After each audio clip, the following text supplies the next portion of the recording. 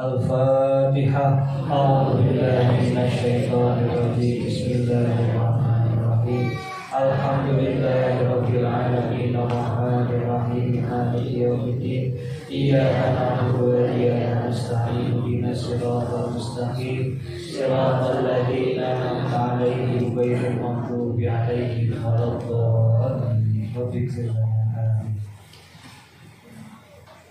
Para ibu, para bapak, kita akan melanjutkan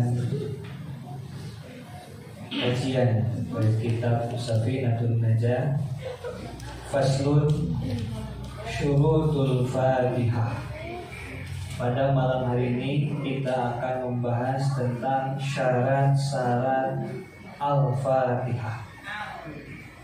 Syarat-syarat Fatihah asyaratun ada 10.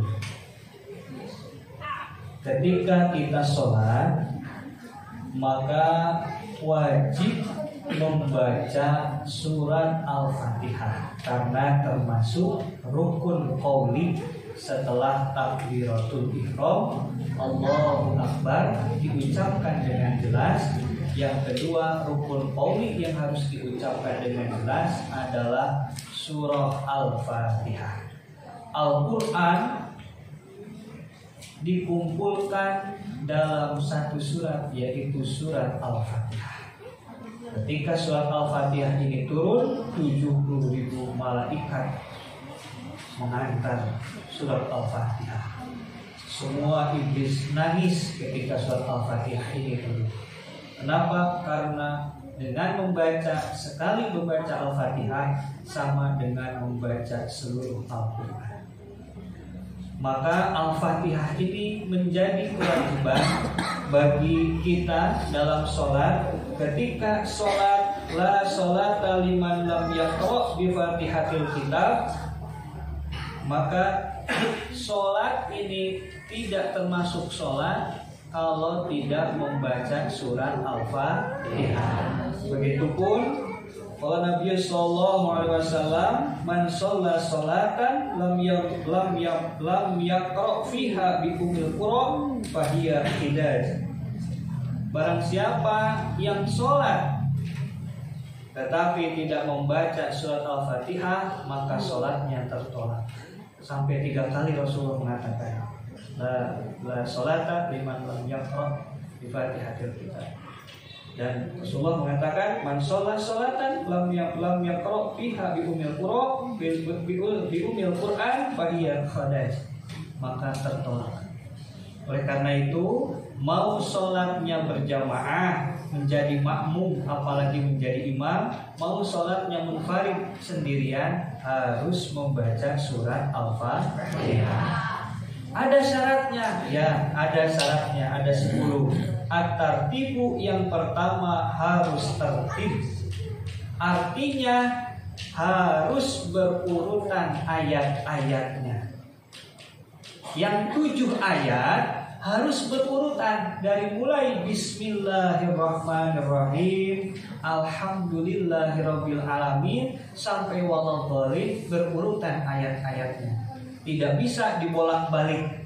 Iyyaka na'budu wa iyyaka nasta'in, Alhamdulillahirabbil alamin. Ini tidak berurutan, tidak boleh dibolak-balik. Harus tertib. Yang kedua, wal muwalatu. Wal muwalatu berkesinambungan. Artinya tidak boleh terhalang oleh apapun. Harus berurut-urutan. Dari mulai Bismillahirrahmanirrahim, Alhamdulillahirabbil alamin, berkesinambungan. Wal muwalah. Terus tidak sampai kepotong dengan bacaan-bacaan di luar Al-Fatihah, atau dengan ceguan, atau dengan bersin, atau dengan batuk, sendawa, terap, seumpama Bismillahirrahmanirrahim, Alhamdulillahirabbil alamin. Umpama ya. Nah, kita kan biasanya bilang alhamdulillah, ya alhamdulillah, ya dikumullah, itu kan di luar bacaan Al-Fatihah. Tapi kan sunnah kita baca alhamdulillah seumpama ketika bersin. Maka ketika kita spontan bilang alhamdulillah, maka Al-Fatihahnya harus diulang lagi. Sholatnya tidak batal, tetapi Al-Fatihahnya harus diulang lagi. Dari mulai bismillah. Ketika ada batuk atau apapun, cekukan dan lain-lain, itu sebetulnya tidak membatalkan. Hanya saja itu uzur, kita tidak boleh menyela dengan kalimat apapun. Sudah, biarkan saja. Lanjutkan lagi, gitu kan? Batuk atau bersin atau apalah yang tidak disengaja, uzur. Boleh gitu ya. Seumpama kalau jadi makmum, kita jadi makmum sedang baca Al-Fatihah, imam sedang baca surat. Pas imam baca surat, mentang-mentang hafid Quran sama, atau yang sudah hafal Quran lebih banyak, suratnya yang aneh-aneh. Bismillahirrahmanirrahim. Wailul lil mutaffifin alladzina idza talu 'alan nasi yastawfun wa idza apa ini?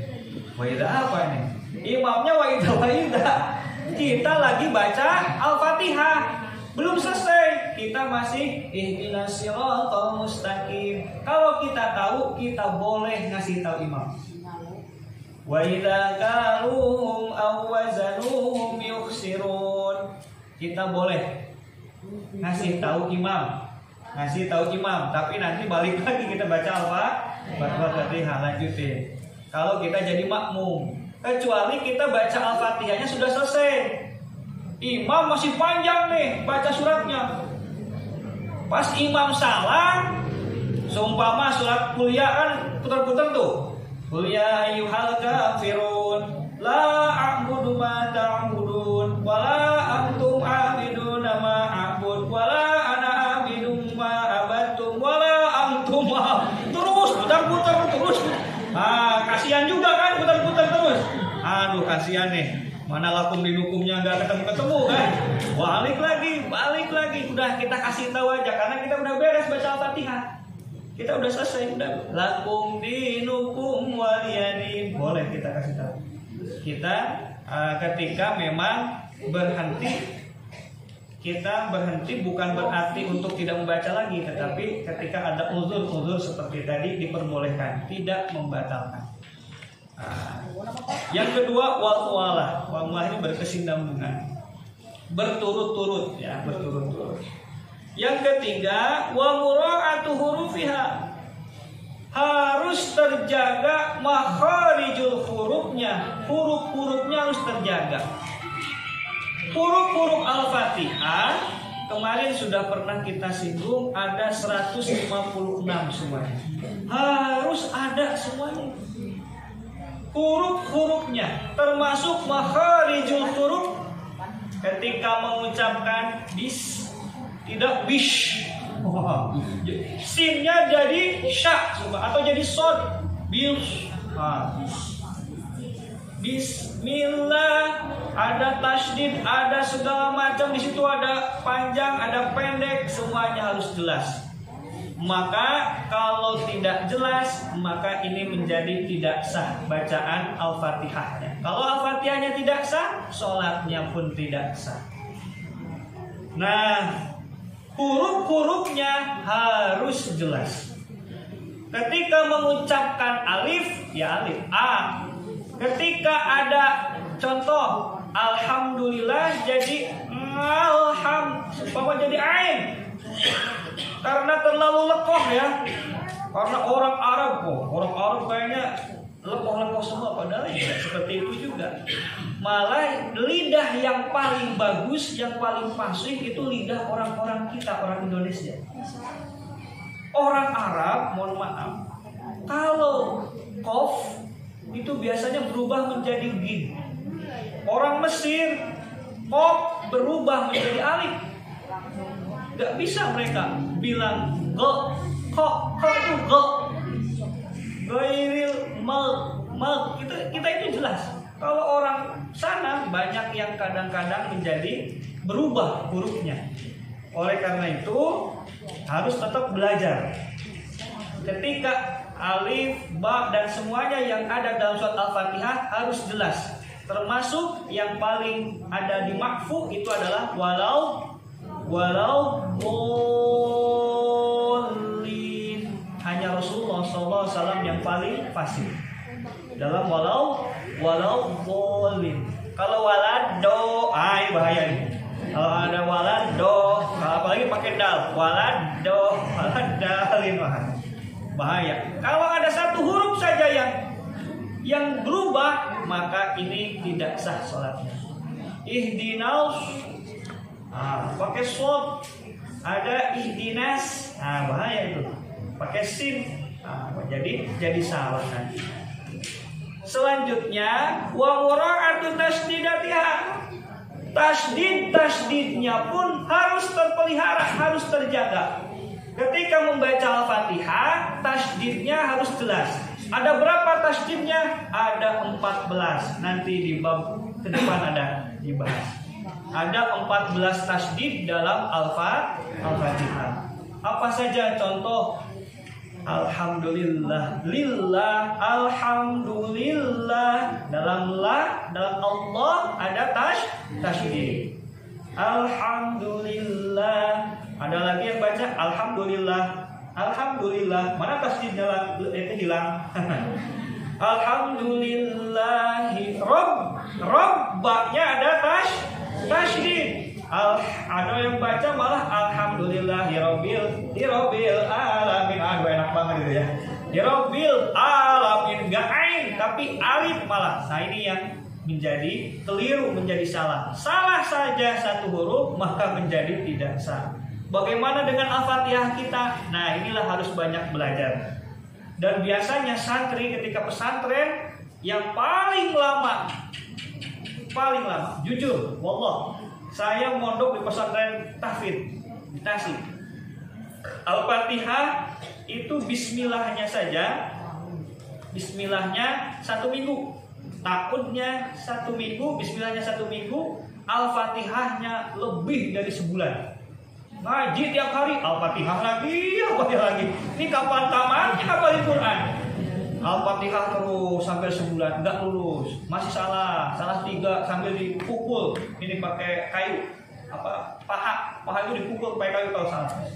Masya Allah. Pernah itu tongkat pemukulnya dibuang sama santri, sama kakak kelas yang agak nakal. Itu ada keajaiban, tongkatnya balik lagi ke tempat semula. Masya Allah. Itu pokoknya ada keanehan. Alhamdulillah ya. Jadi Al-Fatihah itu biasanya udah paling paten lah kalau harus Al-Fatihah kalau di pondok pesantren. Maka yang belum merasa, kita semua yang mungkin kurang fasih dalam Al-Fatihah, terus belajar karena Al-Fatihah ini wajib sekali. Selanjutnya wa alla yaskuta saktatan tawilatan wala qashiratan biqasdi biha qatnil qiraah. Selanjutnya syarat Al-Fatihah ini adalah tidak boleh berhenti. Mau berhentinya yang panjang, yang lama. Contohnya Bismillahirrahmanirrahim, Alhamdulillahi Rabbil Alamin. Nyantai aja dulu lah. Tungguin Tungguin apa? Tungguin. Kayaknya nih ada lagu nih, dengerin lagu dulu lah bentar. Ada yang hajatan tangga, lagu dangdut lagi, dengerin dulu lah. Udah beres satu lagu, baru lanjutin lagi, nggak boleh, nggak sah salatnya. Atau wala qasiratan, atau pendek tetapi mempunyai maksud untuk tidak melanjutkan Al-Fatihah. Termasuk di sini maknanya jangan sampai rusak, maknanya jangan sampai sama.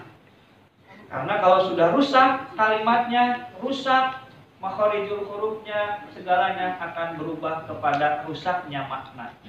Nah, ini. Selanjutnya wa antakuna halatal qiyami fil fardi.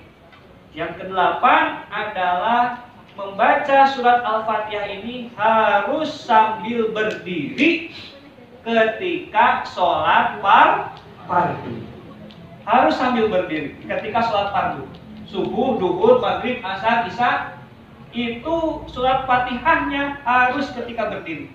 Maksudnya apa? Maksudnya bisi-bisi kita masbuk datang ke masjid, imam sudah mau ruku, maka kita sebagai makmum yang masbuk, nah kita sudah pastikan dengan wa alla yatakhallaha dzikrun ajnabiyyun.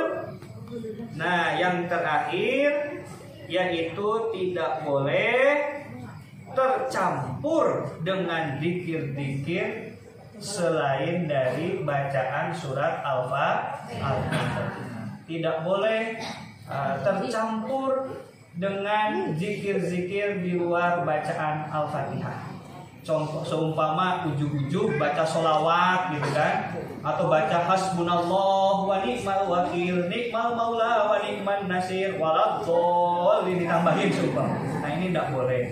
Atau baca sholawat, nah biar mantep lah, biar panjang Al-Fatihahnya, baca sholawat seumpama, ditambahin, tidak boleh juga. Jadi tidak boleh ditambah zikir-zikir di luar bacaan surat Al-Fatihah. Itu 10 syarat-syarat membaca Al-Fatihah. Wallahu a'lam bishawab. Wallahu muwaffiq ila aqwamit thoriq. Wassalamualaikum warahmatullahi wabarakatuh.